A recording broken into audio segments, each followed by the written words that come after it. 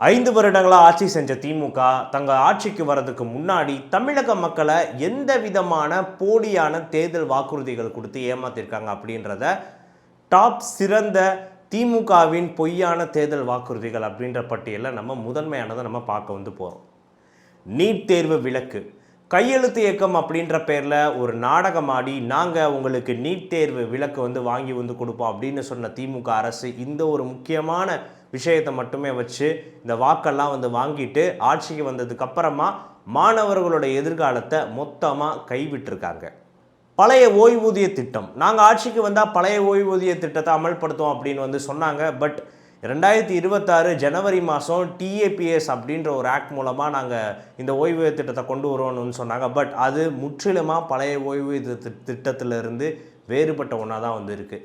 ஆட்சியும் முடிஞ்சு போச்சு. இன்னும் திமுக அந்த ஒரு விஷயத்தை பண்ணாமல் மக்களை மொத்தமாக ஏமாற்றிருக்காங்க.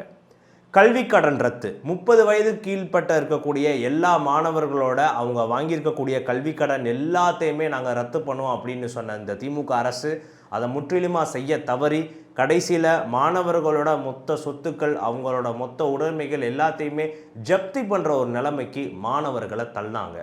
150 நாட்கள் வேலை திட்டம் 100 நாள் வேலை திட்டத்தை நாங்கள் 150 நாட்களாக உயர்த்துவோம் அப்படின்னு ஒரு வாக்குறுதி கொடுத்தாங்க. பட் ஆனால் இதை எங்களால் பண்ண முடியாது, இது மத்திய அரசு கையில் இருக்குது அப்படின்னு அவங்க மேலே பழிய போட்டுட்டு இவங்க தப்பிக்க பார்க்குறாங்க திமுக அரசு.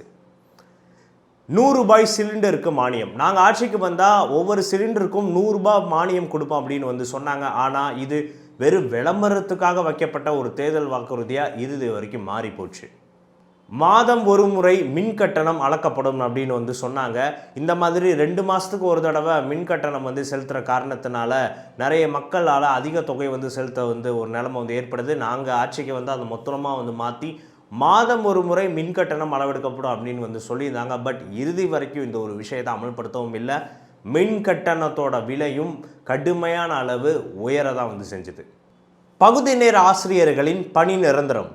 ஆனால் இறுதி வரைக்கும் வெயிலையும் மழையிலையும் இந்த திமுக அரசை கண்டித்து எங்களுக்கு எப்போ அந்த பணி நிரந்தரம் கொடுப்பீங்க அப்படின்னு கேட்ட அந்த ஆசிரியர்கள் எல்லாத்தையுமே பெண்கள்னு கூட பார்க்காம அடித்து விரட்டி துண்டுக்கட்டாக தூக்கிட்டு போன ஒரு கொடுமையை தான் பண்ணிச்சு இந்த விடியா திமுக அரசு.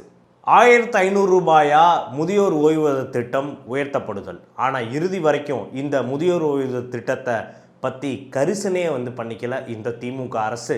முதியவர்களோட வயிற்றுலையும் மிகப்பெரிய அளவில் அடித்தாங்க. கூடுதல் 1 கிலோ சர்க்கரை எங்களோட ஆட்சி காலத்தில் நாங்கள் ரேஷன் கடைகளில் கூடுதலாக 1 கிலோ சர்க்கரை கொடுப்போம் அப்படின்னு சொன்னாங்க. பட் ஆனால் வாடிக்கையாக மக்களுக்கு கொடுக்கப்படக்கூடிய சர்க்கரையோட அளவுமே ரொம்பவே குறைக்கப்பட்டுச்சு. 5 ஆண்டுகளில் 5 லட்சம் பட்டதாரிகளுக்கு வேலை வாய்ப்பு அப்படின்னு தன்னோட தேர்தல் வாக்குறுதியில் சொன்னதோடு சரி.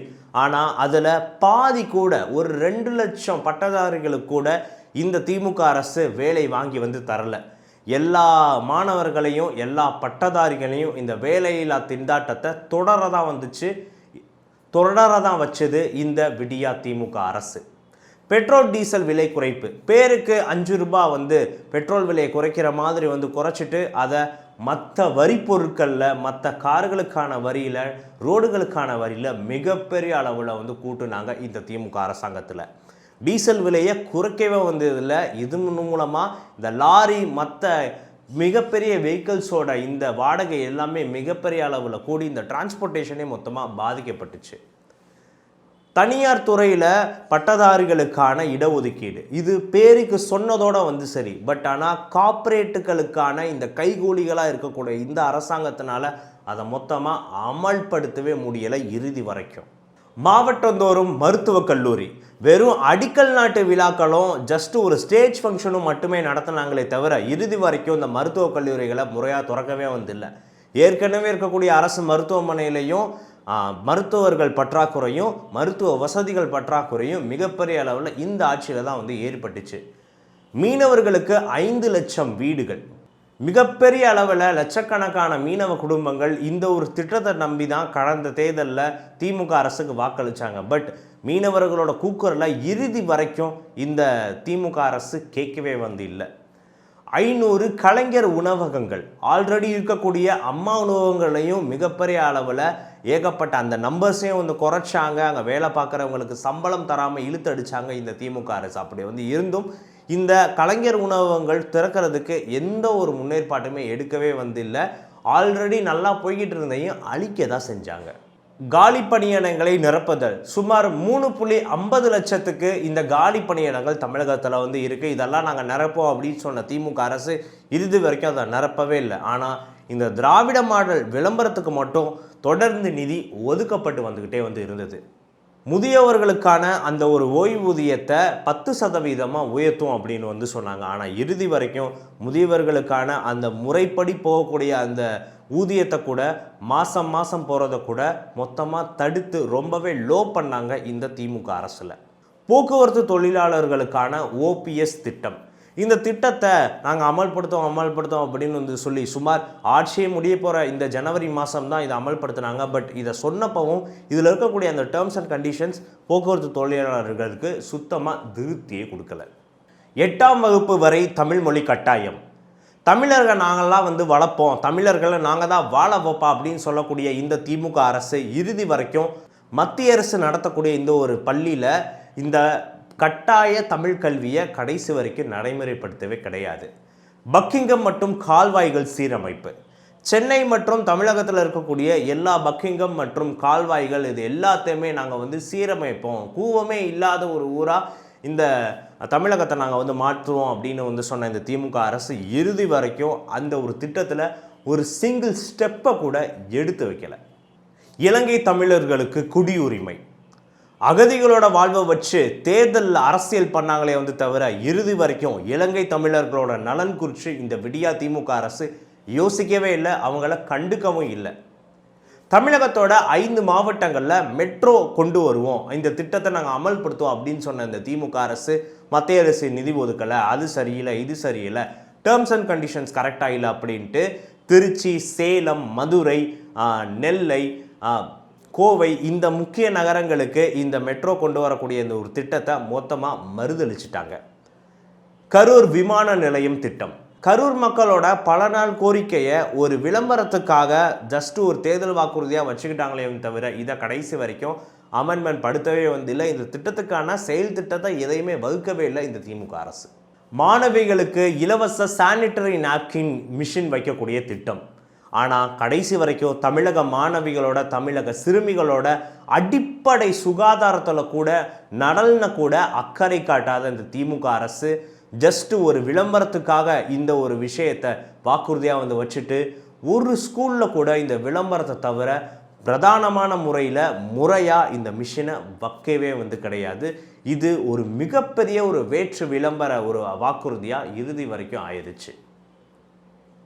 கடன் சுமையை குறைக்கிறதுக்காக வைக்கப்பட்ட நிபுணர் குழு, இந்த நிபுணர் குழுவெல்லாம் வச்சாங்க தான். பட் இந்த நிபுணர் குழுவெல்லாம் வச்சோம், இது வரைக்கும் தமிழகத்தில் எந்த ஒரு ஆட்சியிலையும் வாங்காத அளவுக்கு மிகப்பெரிய அளவில் தமிழகத்துக்கான கடன் கடந்த 5 வருடத்தில் இந்த திமுக அரசு இந்த ஸ்டாலின் அவர்களோட தலைமையில் வந்ததுக்கப்புறம் தான் ஹிஸ்டாரிக்கலி நம்ம தமிழ்நாடு மிகப்பெரிய அளவில் கடன் வாங்கப்பட்டிருக்கு. மகளிர் சுய உதவிக்குழு நடத்தக்கூடிய பெண்களுக்கு 1 லட்ச ரூபா வரைக்கும் கடன், இந்த திட்டத்தை ஃபஸ்ட்டு சொன்ன திமுக அரசு அதுக்கப்புறமா இல்லை டேர்ம்ஸ் அண்ட் கண்டிஷன்ஸ் எப்படி இருக்கணும், இந்த அடிப்படை விஷயங்கள்லாம் இந்த பெண்களுக்கு இருக்கணும், இந்த குழு இந்த கண்டிஷன்ஸ்குள்ளெல்லாம் வந்திருக்கணும் அப்படின்ட்டு சொல்லி மொத்தமாக இந்த கடன், இந்த 1 லட்ச ரூபாய் கடன் எந்த ஒரு உதவிக்குழுக்கும் கொடுக்கவே கிடையாது. 35 வயது ஆகியும் திருமணமாகாத பெண்களுக்கு, பின்தங்கிய பெண்களுக்கு பொருளாதார ரீதியில் அவங்களுக்கு வேலை வாங்கி தருவோம் அப்படின்னு சொன்ன இந்த விடியா திமுக அரசு இறுதி வரைக்கும் இந்த திட்டத்தை அமல்படுத்தவே கிடையாது. அந்த பெண்களோட எல்லாரோட கண்ணீரையும் தான் சம்பாரித்து வச்சுருக்காங்க. விவசாய கடன் தள்ளுபடி, பெயருக்கும் விளம்பரத்துக்கும் மட்டுமே இவங்க செலக்ட் பண்ணி வச்ச ஒரு சிலருக்கு மட்டும் இந்த விவசாய கடனை தள்ளுபடி பண்ணிட்டு மிச்சம் இருக்கக்கூடிய தமிழகத்தில் இருக்கக்கூடிய எல்லா விவசாயிகளுக்கும் இந்த விவசாய கடனை சுத்தமாக தள்ளுபடியே பண்ணலை இந்த திமுக அரசு. இதனால் பல விவசாயிகள் தற்கொலை பண்ண ஒரு கொடூர சம்பவமும் அரங்கேறிச்சு. 3 ஆண்டுகளில் 100% எழுத்தறிவு, இந்த திட்டத்தை திமுக அரசு ஃபஸ்ட்டே கொண்டு வந்தாங்க. பட் 5 வருடமும் ஆச்சு. பட் இன்னும் நம்ம தமிழகத்தோட கிராமப்புறங்களில் இந்த எழுத்தறிவுன்ற அப்படின்ற ஒரு விஷயம் அடிப்படையாக போய் கிடைக்கல. இன்னும் ஏகப்பட்ட கிராமங்கள் இந்த கல்வி அறிவு அப்படின்ற விஷயத்தில் வீழ்ச்சி தான் அடைஞ்சிருக்கு அப்படின்ட்டு ரீசெண்டாக எடுத்திருக்கக்கூடிய பல சர்வேக்களில் நம்மளால் பார்க்க முடியுது. விளம்பரங்களில் மட்டும்தான் இந்த 100% எழுத்தறிவு அப்படின்றது ஆயிருக்கு. மாணவர்களுக்கு டேப்லெட், மாணவர்களுக்கு நாங்கள் டேப்லெட்லாம் வந்து கொடுப்போம் அப்படின்னு சொன்ன அந்த விடியா திமுக அரசு தேர்தல் நெருங்கக்கூடிய சமயத்தில் அதுவும் குறிப்பிட்ட இவங்க செலக்ட் பண்ணி வச்சுருக்கக்கூடிய இந்த விளம்பரத்துக்காண்டி இவங்க வந்து பயன்படுத்தக்கூடிய ஒரு சில அரசு பள்ளி மாணவர்களுக்கு மட்டும்தான் இந்த டேப்லெட்டை வந்து வழங்கினாங்க. இது ஒரு தேர்தல் லஞ்சமாக தான் பார்க்கப்பட்டுச்சு. 15 நாட்களில் ஸ்மார்ட் கார்டு, 15 நாட்களில் ஸ்மார்ட் கார்டு வந்துடும் அப்படின்ட்டு இந்த திட்டத்தை இவங்க சொன்னதோடு வந்து சரி. பட் வருடக்கணக்கில் மக்கள் காத்திருக்க வேண்டியதாக வந்து ஆயிடுச்சு. அஸ் யூஷுவல் மக்கள் வந்து ஸ்மார்ட் கார்டு வந்து வாங்க போனால் அங்கே அந்த மக்கள்கிட்ட லஞ்சம் கேட்கக்கூடிய அந்த ஒரு மனநிலையும் இந்த திமுக ஆட்சியில் தான் மிகப்பெரிய அளவில் பெருகுச்சு. 20,000 ஆசிரியர்களுக்கு சம வேலைக்கு சம ஊதியம் இப்படின்னு இந்த திட்டத்தை ஜஸ்ட் பேரளவுக்கு சொன்ன இந்த திமுக அரசு இந்த திட்டத்தை அமல்படுத்துங்க அப்படின்னு போராட்டம் பண்ணின அந்த ஆசிரியர்களை அடித்து விரட்ட தான் வந்து செஞ்சாங்க. பள்ளிகளிலேயே மாணவர்களுக்கு சான்றிதழ், இந்த ஜாதி சான்றிதழ் வாங்குறதுக்கும் இந்த மற்ற கம்யூனிட்டி சர்டிஃபிகேட், இந்த இன்கம் சர்டிஃபிகேட் வாங்குறதுக்கும் இன்னுமே அரசு அலுவலகங்களுக்கு அலையக்கூடிய ஒரு விஷயத்தில் தான் தமிழக மாணவர்கள் வந்து இருக்காங்க. பட் அதை நாங்கள் ஸ்கூல்லே தருவோம்னு சொன்ன திமுக அரசு இந்த திட்டத்தை பற்றி சுத்தமாக யோசிக்கவே கிடையாது. இரவு நேர தங்குமிடங்கள், இந்த இரவு நேர தங்குமிடங்கள்லாம் வந்து நாங்கள் இந்த பிளாட்ஃபார்மில் வசிக்கக்கூடிய இந்த மக்களுக்கும் இந்த வீடு இல்லாமல் கஷ்டப்படக்கூடிய இந்த மக்களுக்கும் பாதுகாப்பான முறையில் அவங்களுக்கு வசதிகளோட நாங்கள் வந்து அமைச்சு கொடுப்போம் அப்படின்னு சொன்ன அந்த திமுக அரசு தமிழகத்திலேயே இந்த மெரினா பீச்சில் ஒரே ஒரு இடம் மட்டும்தான் இந்த மொத்த 5 வருஷத்துலேயே வந்து திறந்துருக்காங்க. இதை தவிர தமிழகத்தில் இந்த இடம் எங்கேயுமே எழுப்பப்படவே வந்து இல்லை. ஜஸ்ட்டு விளம்பரத்துக்காக தான் அந்த ஒரு இடமும் வந்து திறக்க வந்து பட்டுச்சு. முதியவர்களுக்கு அரசு பேருந்துகளில் இலவச பயணம், பெண்களுக்கு நாங்கள் வந்து இலவச பயணம் வந்து கொடுத்துட்டோம், அதனால் இப்போ முதியவர்களுக்கு கொடுக்க முடியாது அப்படின்னு தேர்தல் வாக்குறுதியில் தாங்கள் சொன்ன அந்த ஒரு வாக்குறுதியை மொத்தமாக மறுதளிச்சுட்டு இன்றைக்கி முதியவர்களை மொத்தமாக அவங்களோட பயணத்தை வஞ்சிச்சிருக்கு இந்த திமுக அரசு. சேவை உரிமை திட்டம், அரசு சேவைகளை மக்களுக்கு காலதாமதம் இல்லாமல் கொண்டு போய் சேர்க்கறதுக்கான ஒரு திட்டத்தை நாங்கள் வந்து நடைமுறைப்படுத்தோம் அப்படின்னு சொன்ன இந்த திமுக அரசு எங்கே இந்த திட்டம் வந்து வந்தால் நம்ம ஊழல் பண்ண முடியாது அப்படின்ற பயத்தில் இந்த திட்டத்தை நடைமுறையை படுத்தவே வந்து கிடையாது. இப்படி திமுக அரசு தமிழக மக்களுக்கு பொய்யான வாக்குறுதிகள் ஏகப்பட்டதை வந்து கொடுத்தாங்க. பட் இப்போ நம்ம மென்ஷன் பண்ணியிருக்கக்கூடிய வாக்குறுதிகளில் துளி கூட ஒரு ஸ்டெப்பு கூட அவங்க எடுத்து வைக்கவே வந்து கிடையாது. இது எல்லாமே தமிழக மக்களுக்கு இவங்க அடிப்படை விஷயத்துலேருந்து நாங்கள் வந்து பண்ணித்தருவோம் அப்படின்னு இவங்க வந்து சொன்ன வாக்குறுதிகள். பட் இதில் ஒன்று கூட திமுக அரசாங்கம் கடந்த 5 வருடங்களில் முறையான முறையில் செய்யவே வந்து இல்லை. பட் இதெல்லாம் நாங்கள் செஞ்சுட்டோம் அப்படின்ட்டு வெற்று விளம்பரங்களை மட்டும்தான் தொடர்ந்து கட்டமைச்சிட்டு வந்து இருந்தாங்க.